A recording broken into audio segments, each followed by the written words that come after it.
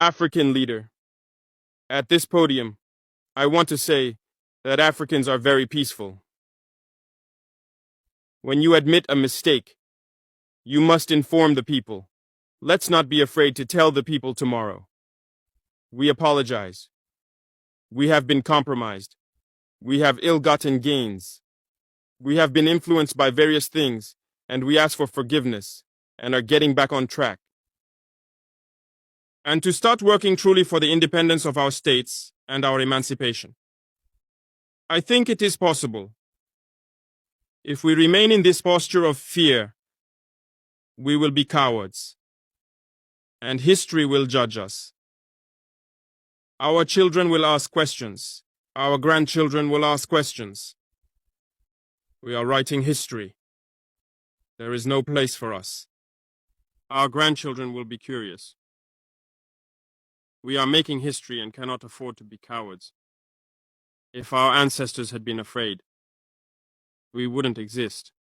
A long time ago, when I was still a young boy, when I was in primary school, there is this boy in school who used to beat me so much. So I would go to school and then he beats me up every day. I go back home crying, telling my mom, so and so slapped me today. And then she tells me I will deal with him. Then I go back to school. Then he beats me up to the next day. Then I come back home crying. Then my mother would meet this boy on the road when he was going home, and then she tells him, stop beating my child. You've always beat my child every day. Why are you always beating by my child all the times? I don't want you to stop that habit. Okay?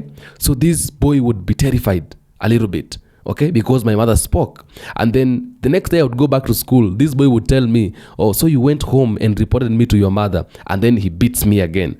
So I come back home crying and then telling my mother, you told him not to beat me, but today again, he beat me. He had to beat me also today. There was a time I went to school and then this boy beats me again. Then I come back home crying. Then when I was about to tell my mother that this boy he also beat me today, my mother slapped me and she told me, why are you always being the one who is beaten? Next time when he beats you, even you beat him.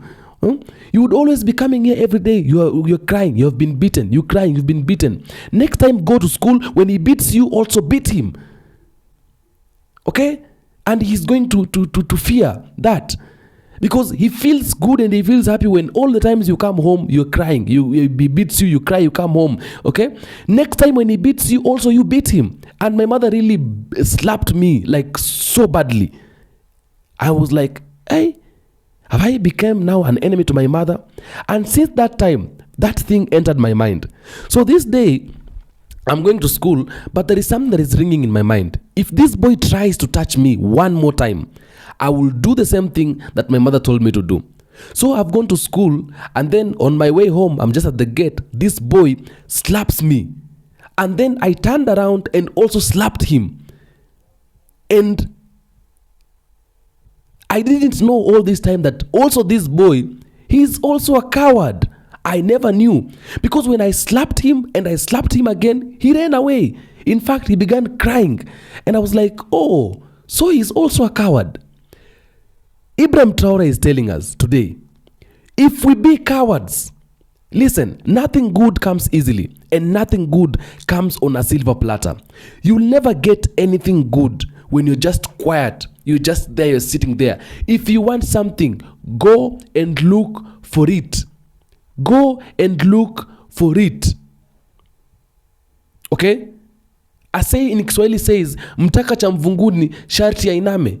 Yani, which means if you need something that is under the bed, you have to bend and take it. Remove it from under the bed. Otherwise, if you don't bend, you cannot be able to remove it from under the bed. This is what Ibrahim TRAORE is telling us. If we be cowards, we are going to be taken advantage of for the rest of our lives. And our children will ask us, what did you do? Where were you? Why wouldn't you have stopped this from happening? And he has reminded us, If our ancestors would be afraid, we would not be where we are today. We would not be the kind of people that we are today. If our parents and if our ancestors would be afraid, we would not be the kind of people we are today. We would not be living the kind of life we are living today.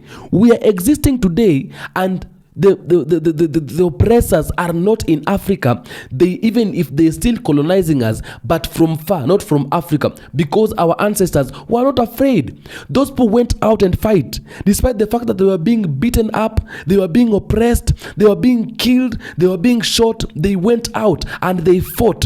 What are we supposed to do? We as Africans also, who are existing today, we are supposed to fight, because if we don't fight, we're going to be taken advantage of us every day, and there is nothing we can do about it. We need to go out and fight, because an enemy has been taking advantage of us. When an enemy comes to Africa, what does he do? He sends some little threats, and then we fear. Okay? Someone was asking me that, could we just, because I was asking a question, why is it that African puppets and African politicians who are puppets to the West, they cannot just wake up one day and say, now we have decided we are going to serve our people? And someone wrote on the comment section, let us just say they are afraid or they fear. It is okay. Maybe they fear. But my question again is, for how long are we going to fear? Why is it that Ibrahim Traore did not fear asking France to get out of Burkina Faso? Okay? Right now and today, France would be invading in Burkina Faso. But Ibrahim Traore told them, you have to get out of Africa. We don't need you in Africa. We don't want you to be in Burkina Faso, because we now want to undertake our issues and run run our agenda and run our plans and our manifestos ourselves. We don't want you to help us. We want you to get out of Africa. And they had to go out of Africa. And Ibrahim Traore spoke boldly, okay, with some kind of boldness.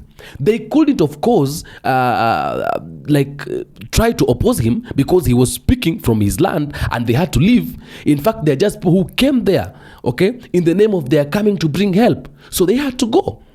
What is Ibrahim Traore saying? If we be cowards, we are not going to liberate Africa. We are not going to get the freedom that we are supposed to get. We don't need to be apologetic. We don't need to fear. We need to tell them, this is it, and this is it, and this is it. Because the enemy is fighting. The enemy is sending threats. But the enemy can only stop sending threats if you try to be and position in yourself in a way that you don't fear any threat that is being sent. But if a threat will be sent today, and then you live like, or you be like, they have threatened me, so I just have to accept, or rather to follow what they're telling me. I just have to listen to them, because they have threatened me. They can even kill me. How many people have been threatened? If we be cowards, for how long will they continue to being in Africa? When they threaten you and you get afraid, they now find an opportunity for them to come in Africa and continue being there, because they know if you refuse, they will threaten you. When they threaten you, you will accept their agenda. You will walk by their agenda. You will listen to what they are saying. You will follow what they are saying, because they have threatened you, and that threat has instilled fear in you. And that is what they are using. That is the weapon they are using, threatening you. In South Africa, land confiscation was happening in South Africa recently. And and what did Donald Trump did? He had to cut the fund. He had to cut the aid that has been given to South Africa for the next 90 days. Those are 3 good months. What is he expecting? He's expecting people to suffer. When they suffer too much, they stop the issues of land and confiscation and say, now US, we have stopped land confiscation, now continue giving us aid. Those are threats. Okay? Those are threats. And a good leader in that case would say, okay, you have cut those funds, but thank you so much for cutting them, because you have helped us. Now we are going to learn to be dependent. Not like we are going to learn to be independent, not being dependent anymore.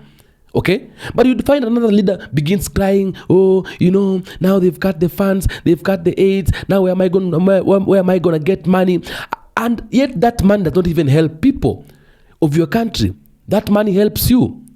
So a good leader would say, you do whatever you want to do, but at the end of the day, this is my nation, this is my country, and nothing is going to take me out of this place, and nobody is going to control me in this place.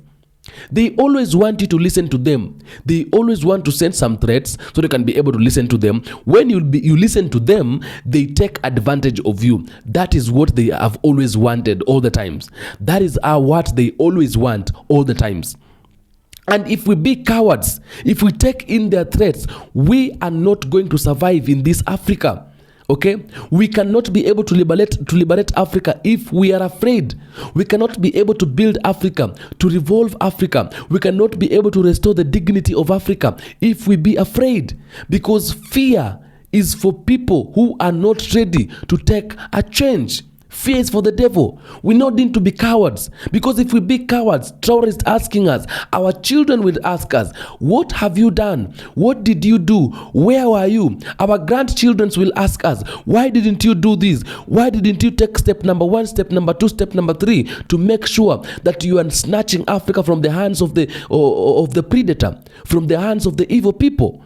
Okay? So we have to come out and say no to things that are not to things that do not support the agenda of Africans. We have to stand by ourselves. We don't have to be cowards. We don't have to live by their agendas, by their rules, by their principles, by their guidance. We are not supposed to live by it. Whether they send threats or they don't send threats, we have to wake up. How many times have Ibrahim Traore been sent threats in his country, in Burkina Faso? Many times. He wakes up every morning, threats. Assassination have been sent, like they have tried to assassinate him many times. But he is still there. And the more they try to assassinate him, the more he says, now I'm not going to take your agenda, man. I'm not going to take what you're telling me. I'm not going to agree with you. I'm not going to serve your agenda. I'm not going to speak to your agenda to the people of Burkina Faso. Burkina Faso is for Burkina Faso. When they try to assassinate him, they think he's going to keep quiet. Oh, no. The guy talks even too much. The guy talks probably even more than he has been talking before, because he is not a coward. African leaders, African politicians, African puppets, stop being cowards. Stop being cowards. Stop being cowards. Tinubu, stop being coward. Ruto, stop being coward. Okay? Every other politicians in Africa, stop being cowards. Speak like how Julius Malema is speaking. Julius Malema does not fear anything. He speaks out. He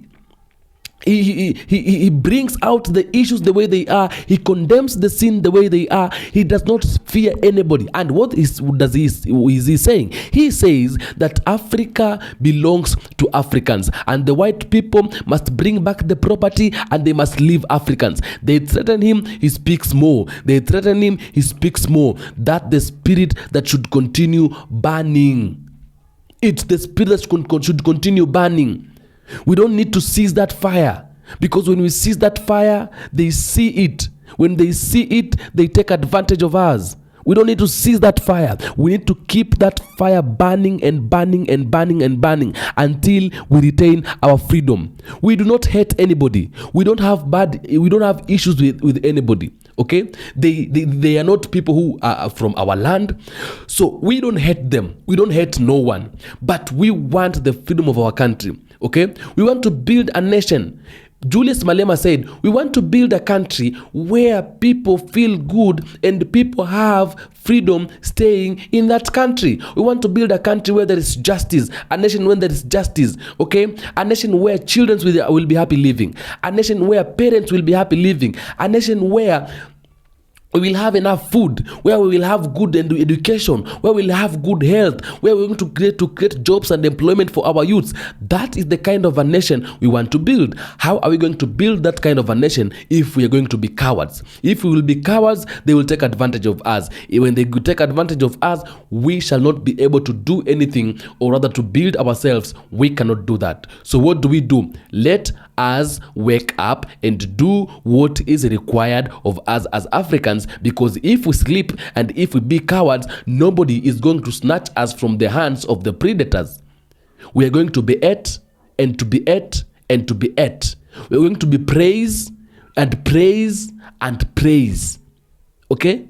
All the times. It is time for us to be even predators, because we can also be predators to these people. We have power than them. We are more powerful than them. We have wealthy than them. We are rich than them. Everything we have. There are things they do not have. They are taking it from Africa. Let's not be cowards and close all those fruits. And those puppet leaders who are not ready to listen to us and to abide by our rules as Africans, we chase them from the government, because that government does not belong to them. We are the bosses. They are the servants. Like the way Ibrahim Traore in Burkina Faso, he is the servant and the people of Burkina Faso are the bosses. That is why he says, whenever you see me making a mistake, come to me and correct me. It doesn't matter you are a poor person, maybe you have a low status, it doesn't matter. When you feel the government is not responsible on 1, 2, 3 things, come on, come out and speak out. I will be able to listen to you, because you are the people who have placed me into this government. So stop being cowards and speak the truth. Tell them, ask them out of Africa. Let them leave Africa, because Africa is for Africans. Okay? Africa is for Africans. When they want to come to Africa, let them follow the illegal ways of coming to Africa. Their agendas should never be spoken out. Their agendas should never be spread. Let us be able to build Africa as Africans, because nobody's going to help us. Nobody's coming to help us. Let us, when we are finally out of this, out of age, our children will celebrate us and they will be happy for the work that we will have done for the people of Africa and for them as they grow up. Thank you so much for tuning in. African Streamline. My black brothers from diaspora, from Caribbean, from Africa in particular. African Streamline is your home. And I tell you every day, when you find yourself in African Streamline, just know you are at home and feel at peace. African in nyumbani, Africa is home, and anything that concerns Africa concerns me and you as Africans. Adios muchachos, my good people.